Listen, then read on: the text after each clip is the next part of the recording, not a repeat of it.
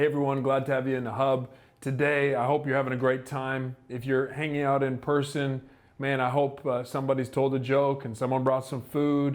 If you're on Zoom, I just hope you're super engaged tonight. You got your camera on, you've got your headphones on, you're focused in, locked in, and sharing from your heart, hearing people, responding to one another, and just doing all the little things that make Zoom great, like putting a fantastic background behind you and getting a good laugh. But hey, I wanted to talk through the message from Sunday. And it's a difficult one to talk through because it was so messy, right? If you were there at church on Sunday, you know it was a message called God Bless This Mess. The truth is God can actually bring blessing to the most messy circumstances. And I have this belief that God actually likes to work in messy environments. Now I know what you're saying. Someone's saying in the New Testament it says the Holy Spirit functions where there's order. Totally true. Absolutely. God is not a God of chaos, but He does create in the midst of chaos, and He does work beauty for ashes, the Bible says, and He can actually take a mournful situation and bring joy, and He can take darkness and speak light, and then the light exists. So God has this ability to bring blessing to the mess. And it's all based on this concept out of verse 4 of Proverbs chapter 14. It says, where there are no oxen, the manger is empty, but from the strength of an ox comes abundant harvest. You see, this picture is this. If you had no ox in your barn, it's easy to keep a really neat and tidy barn.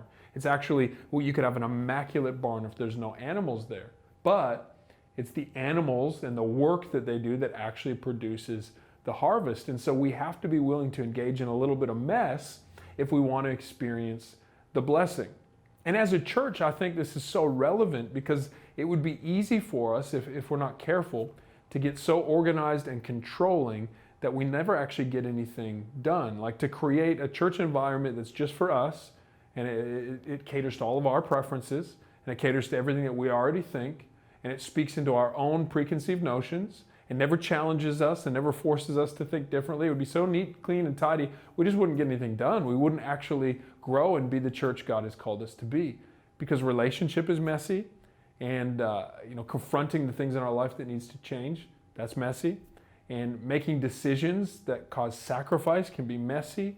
And dealing with real, raw emotions is always messy. And sacrificing to be generous for someone else, well, that's messy. And addressing injustice is always messy, and creating new systems. All these things come with some mess, but the work is worth it because there is blessing in store. Now, in the message on Sunday, we talked around 3 different areas, and the funny thing about a messy message is they didn't even really correspond with one another. They're each their own kind of unique lane and their own specific thought. But I want to ask you one question around each of those areas that I think would be so helpful to discuss with the people in your hub. The first area that can be messy is that it's worth putting in the work now for ease later rather than living in ease now to have a lot of work to deal with later.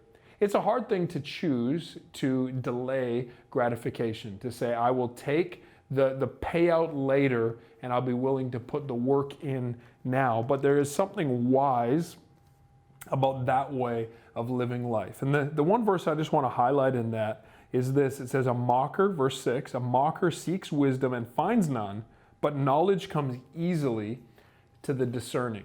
Here's what doesn't come easily to the discerning: discernment. They had to choose the hard work of developing discernment. But once discernment is developed, it actually makes future learning easy. That might be easier said than done, but as a people, we need to make the choice to develop discernment, which takes listening to wise counsel. It takes weighing out, our own thoughts, opinions, preconceived ideas, and laying them at the feet of the cross and allowing Jesus to inform our thinking. It requires the hard work of discipline, because it's easy to be inspired in a moment to do the right thing, but it's the discipline that takes to actually put that into practice when nobody is watching, because it's the right thing to do. Like verse 1 in this chapter, that a wise woman builds a house to live in and a foolish woman tears her own house down. It just takes work to put that in. So discernment doesn't come easy, but once you're discerning, knowledge comes easy, and new decisions are actually made pretty easy. Now, in the contrast, a fool They don't find it easy at all because they say, I'll figure it out myself. I guess the question I want to ask you is, are you typically the type of person who seeks out the right answer, even if it takes some humility? Or would you rather be the type of person that says, I'll figure it out myself and I'll make my own mistakes? Now, in some questions, I'd say there's no right answer. Probably in this one, there is a preferred answer. It would be better for us to be the type of humble people who would ask the right questions to the right people, and we would put into practice the advice that's given to develop discernment. Because discernment will make every decision in the future easier. When you begin to see things the way Jesus does, it makes your decisions easier. There was a fad when I was younger, and it's kind of reemerged a few different times, these bracelets that said WWJD, what would Jesus do? And it's interesting, it's like the question that we can ask ourselves is, like, what would I do if I were Jesus? I think one of the other really great questions to ask ourselves would be this: what would Jesus do if he was me? Like, what would Jesus do in my situation? It's an important thing to develop that discernment. And if we take the time to do so, it'll make future decisions easier. The second point of reference that I was talking about on Sunday was around our emotions. You know, our emotions are messy. The truth is that just because we're feeling something and we really feel it, it doesn't mean that that feeling is right. Now, I think we can often respond to that reality in the wrong way. We say, not all my feelings are right, and so I actually have to pretend that they don't exist because I don't want to run the risk of following a wrong emotion. You see, the truth is, if we can develop discernment, we actually have the freedom to feel all the feels, to really feel all the emotions, even if it's messy, and to not allow that emotion to dictate or to determine every action that we'll have. The other problem that we can have is we can say, I will let all of the good emotions be expressed, but all of the negative emotions I'll hold in. But the reality is we need to learn how to express both the positive and the negative, because a positive emotion can also be deceptive. Did you catch what it said in verse 13? It says, even in laughter, the heart may ache, and rejoicing may end in grief. You see, it's possible to just seek the funnest thing, to find the thing that's most entertaining or most enjoyable, and you say, I'm feeling good feelings, so it must be right. When the reality and the truth for us is this, that all emotions need to be acknowledged for what they are and just not be given the driver's seat in our life. I want to feel deeply, I want to feel passionately, I want to feel fully, but I also want to process when an emotion is negative and not be fearful or anxious because I was feeling something negative. Anger is an okay emotion to feel. It's just not one you want to lead the way in your life. In the same manner, laughter is a great emotion to feel. It's just not the thing that should lead our life. Godly wisdom leads our life. So maybe let me ask you this, and you can discuss it together as a hub. Do you see yourself more as a thinker or a feeler? Now, there's two types of people. There's people who feel the one that they do is the right one and everyone else is wrong.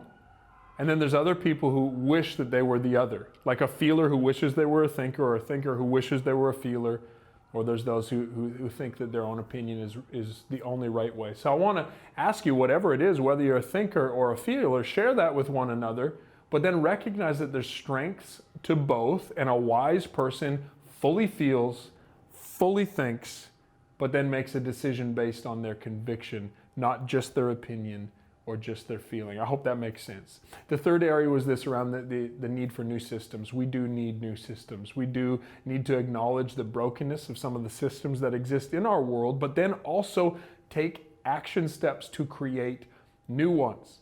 Now maybe like me, you're feeling frustration that there are broken systems in your life or in your personal relationships or in our society or in our political system or in the religious ideologies that we've created. There's needs for new systems, but we actually need to put some action to that need. We need to actually take some steps forward and do something with the need for a new system, and it will create mess. The purpose behind a system is to take the need for decision out.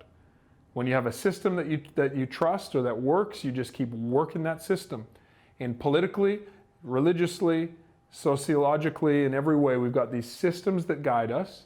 And the easiest, neatest, cleanest, tidiest way to live is just following the pattern of the system.